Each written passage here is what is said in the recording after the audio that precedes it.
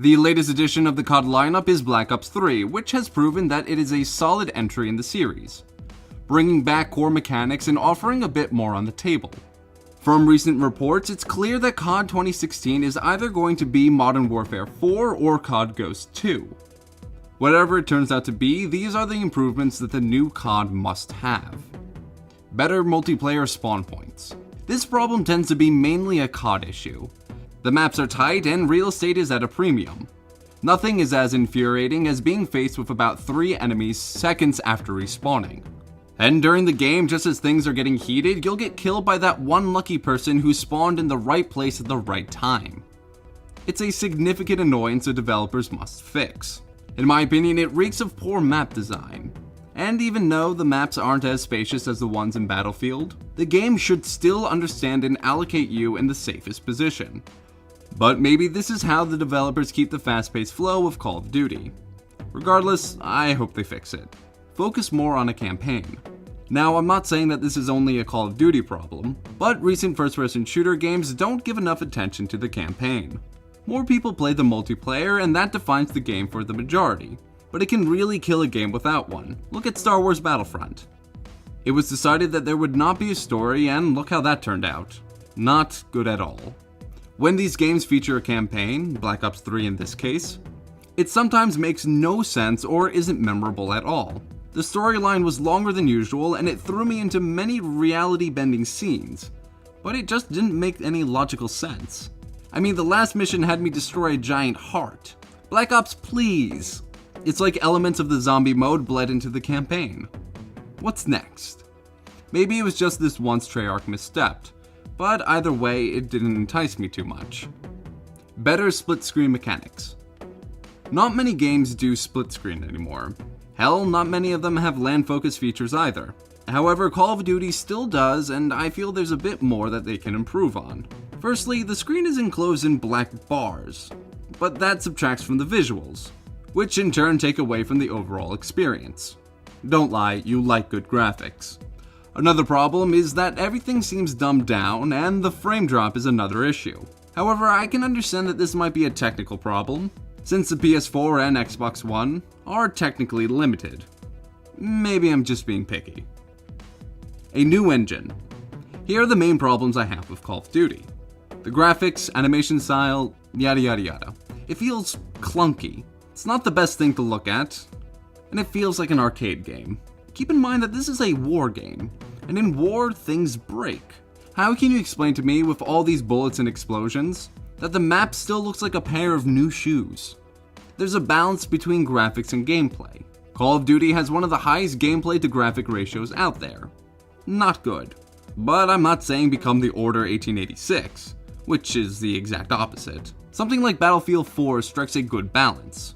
Just remember that you also have to play with your eyes, so why not demand more? Maps with improved vertical maneuvering. Introduced in Advanced Warfare, boost jumps have become a commonplace in Call of Duty. However, with all the emphasis on this new feature, there's minimal reason to actually use it, unless you're trying to run to save your life. The maps are already small in the horizontal plane, and vertically you're blocked off from accessing most rooftops. And you can't even run on a wall for more than 10 seconds at a time because the maps are so small. The map designs don't cater to the tactical usage of this feature. Very disappointing. Better hit detection and lag compensation. Call of Duty has suffered this problem for years. The game is eager to put anyone into a lobby regardless of their internet connection. As a result, people with poor connections can kill better players because of it. It's bad on both sides. While someone playing against a green bar connection experiences lag, the person with the red bar connection feels like he just killed that guy, even though he didn't because the network data was fed in at a slower rate to the red bar player. Hit detection is major, and it's a key thing in any first-person shooter. How annoying is it when you peek around a corner and you have your enemy in sight, only to see the bullets fired from an invisible wall close to the corner? Well, it's super annoying. Or when you see about 5 hit markers pop up on your side but get wiped out with one shot. Major problems that need major fixing. A bigger selection of map sizes. Call of Duty is infamous for its small to medium map sizes, but I know one thing it lacks, and that's a good large map. I'm referring to one with many tight spots to compensate for unnecessary running through open spaces. We just need more maps. Multiplayer free run mode. Recent Call of Duty games feature some bizarre mechanics. However, free running isn't a new concept. CSGO has its own version where you glide instead of run, and it's pretty enjoyable.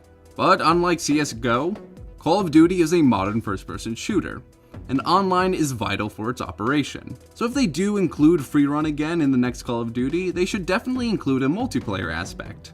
It'll really make it worth playing even more. Stop with the map pre-orders. In this day of age, it's best to wait for a game to actually be complete than to get it on the first day. But with pre-order DLC, that's a different game.